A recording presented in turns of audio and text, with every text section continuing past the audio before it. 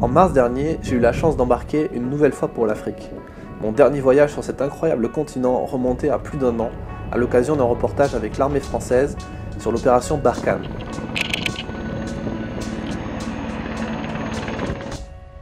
Cette fois, il n'était pas question de guerre ou de FAMAS, mais d'un reportage ethnique sur différentes tribus en Éthiopie. D'ailleurs, cette fois, je ne suis pas seul à partir, puisque j'ai eu le plaisir de travailler avec un autre photographe, également membre du studio Hans Lucas, le talentueux Eric Laforgue. Si vous ne connaissez pas Eric, vous connaissez cependant peut-être ses photos. Depuis 2006, son travail est publié dans les plus grands magazines et diffusé par les plus prestigieuses agences de presse, notamment Getty Images. Et c'est parti pour 2 semaines de reportage.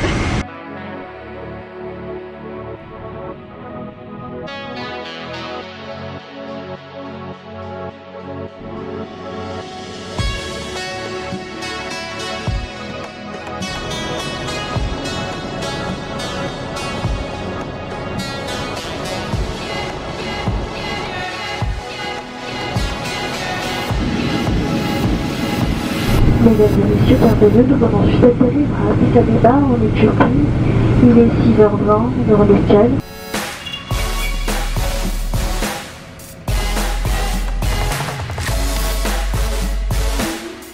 Ça y est, c'est arrivé en Éthiopie. Pas de guerre au programme donc, mais un pays en proie aux tensions politiques entre un gouvernement agressif et des tribus qui ne se laissent pas faire.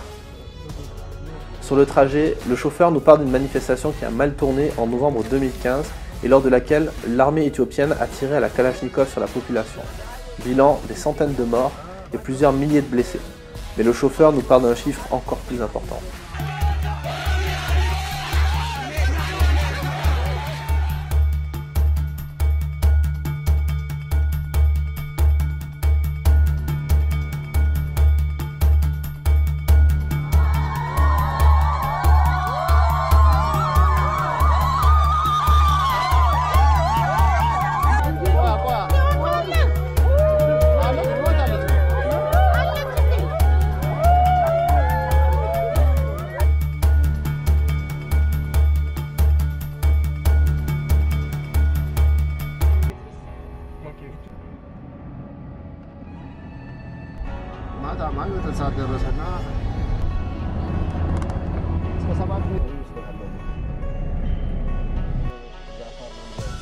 L'objectif principal de ce voyage est de rencontrer des membres de la tribu des Borana, dans le cadre d'une cérémonie religieuse et politique très importante mais très secrète qui a lieu tous les 8 ans, le Gada.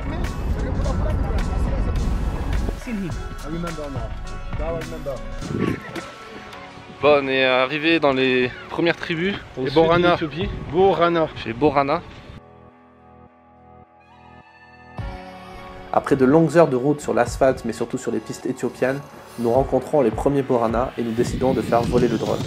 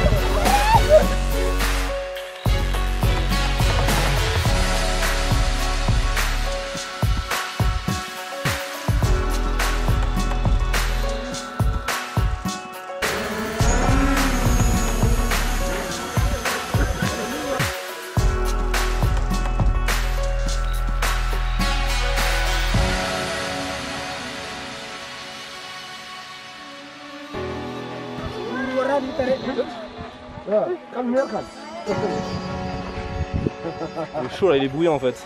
Fais toucher au gamin.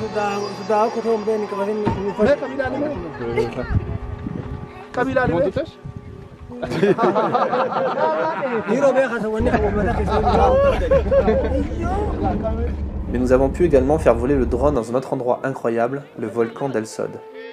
On va faire voler le drone ici.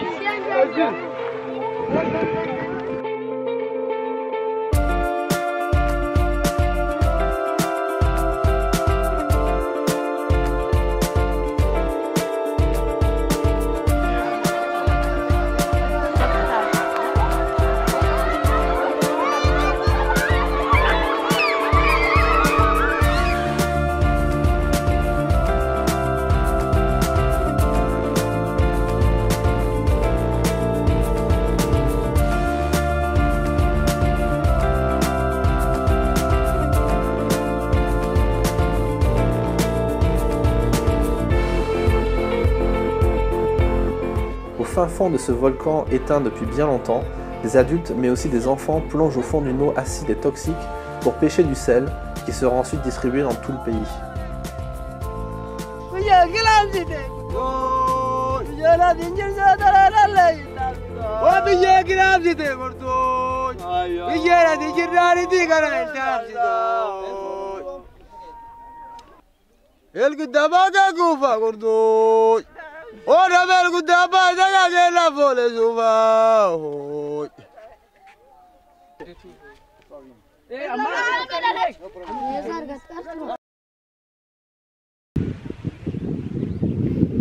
Ouais, alors moi j'ai le look d'ici, lui il a C'est le ma look. casquette qui déteint. Elle est faite en Chine. Ça c'est le Tour de France en fait. C'est la casquette du Tour de France. Sauf qu'on n'est pas au Tour de France. On est au Gada. Donc le Gada, c'est quoi le Gada déjà? Le gars, c'est tous les 8 ans. Il nomme un nouveau chef pour chez les Oromo. Et là on est dans la tribu des Borana. Donc c'est une sorte d'élection présidentielle. Et ils se vantent d'être la première démocratie au monde. Et ils disent que les Américains ils ont copié. Ce qui est sans doute vrai. Super intéressant, j'espère que les gens seront pas choqués par ta casquette en fait. À la vôtre en tout cas. On se régale. Il fait chaud.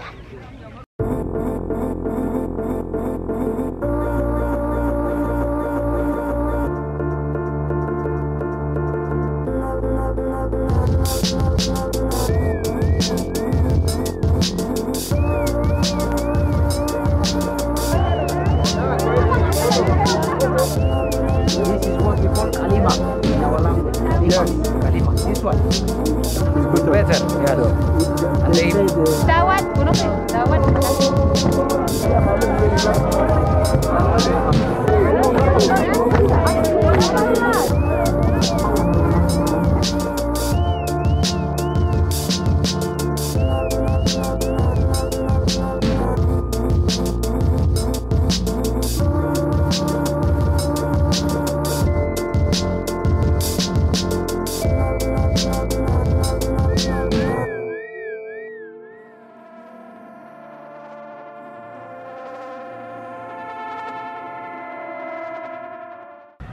Il est 20h, 18h heure française, et on est sur la cérémonie du Gada.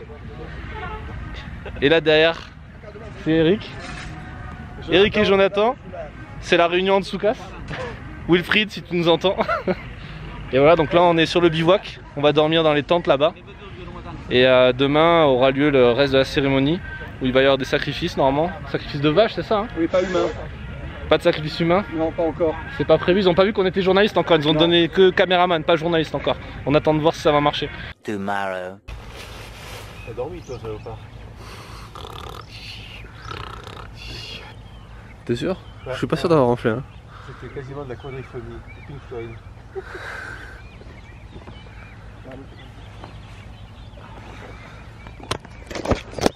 Il joue bien du tambour. Jusqu'à tard la nuit en plus. Ouais. Jusqu'à tard la nuit. Très tard. Jusqu'à à peu près tout le temps. Et après c'est le générateur pour les bières fraîches. C'est clair. Bon, il est 6h du mat. On va faire des photos dans le village de la cérémonie des Gada. Et là, normalement aujourd'hui, si on se trompe pas, il devrait y avoir des sacrifices de vaches. Pour le petit déjeuner. Au petit déjeuner. Ça en met un appétit de voir quelques boyaux par terre. Puis là on a passé une nuit un petit peu agitée avec quelques hyènes qui sont passées à côté de la tente.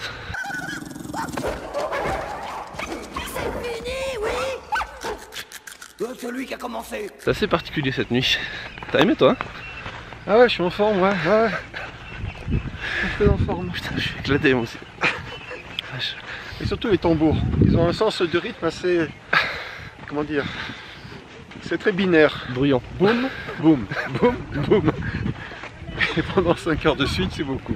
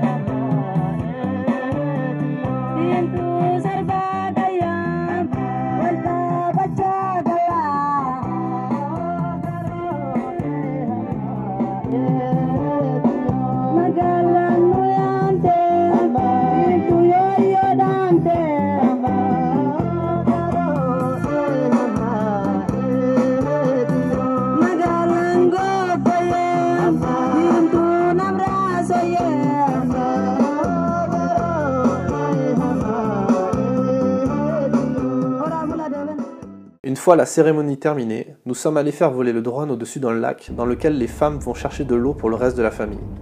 Ah oui, le saviez-vous? Dans ces tribus du sud du pays, il est absolument interdit aux hommes de porter des jerrycans d'eau.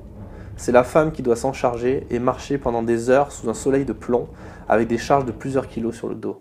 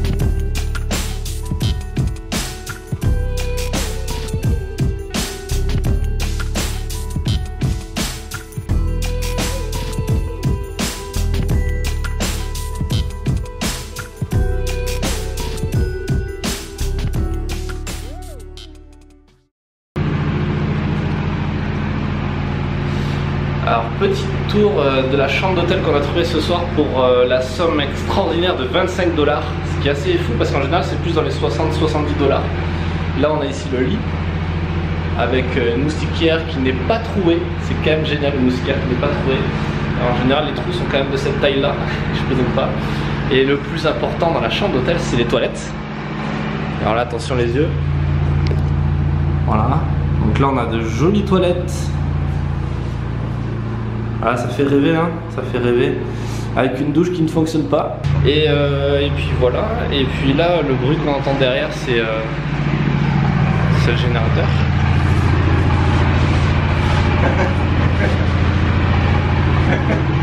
Elle vient, hein? Voilà. On se piquer par les moustiques. Faut pas montrer en bas par contre. Oula!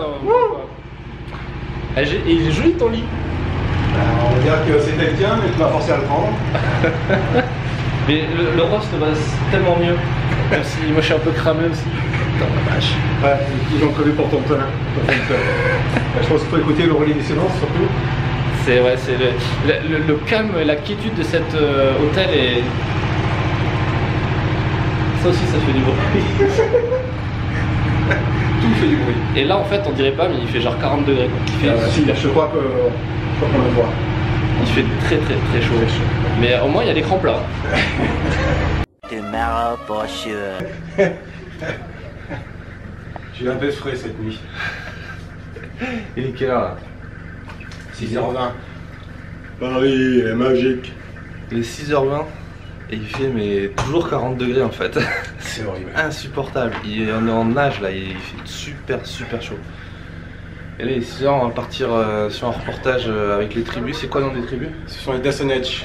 Comme c'était le jour de la femme hier, ils le célèbrent en coupant le clitoris des jeunes filles. Donc on va aller assister aux danses rituelles, si on nous laisse ce privilège, moyennant quelques dizaines ou centaines d'euros. On est en randonnée négociée.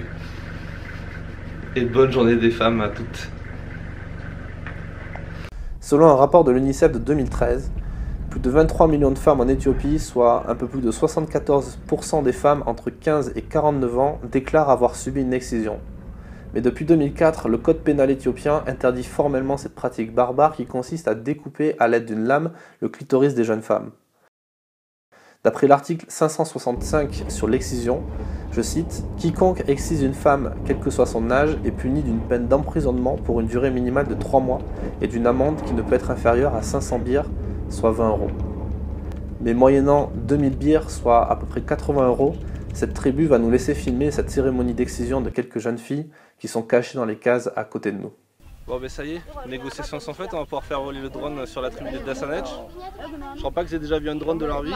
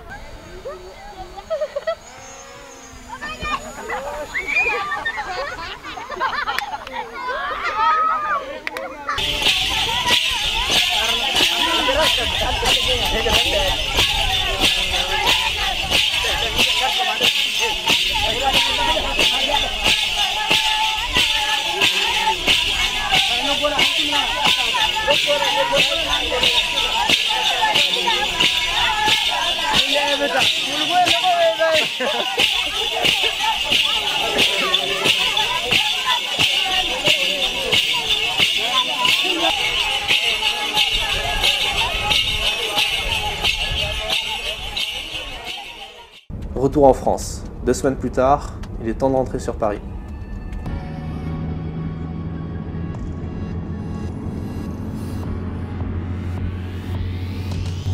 We go to the Terminal 2. Okay, International Ethiopian Airlines. As baggage may have shifted during the flight. C'est la crise. On peut se raser. On peut cosplayer, se raser. Ils vont se raser. Je peux plus me raser. Bon et voilà, c'est parti, on rentre en France. Enfin lui rentre à Bruxelles, moi je rentre à Paris. Et c'était bien sympa ce petit voyage. N'oubliez pas de liker la vidéo si ça vous a plu, d'aller voir les précédentes et les prochaines. Et abonnez-vous à la chaîne YouTube. Et je vous dis à bientôt. L'Éthiopie est un pays incroyable, une terre de contraste dans laquelle cohabitent des tribus ayant un rapport très différent aux étrangers et à la modernité. Mais malheureusement, ce pays est en proie à une sécheresse historique qui tue jour après jour des milliers de vaches et prive ses habitants de la ressource la plus rare dans le pays, l'eau.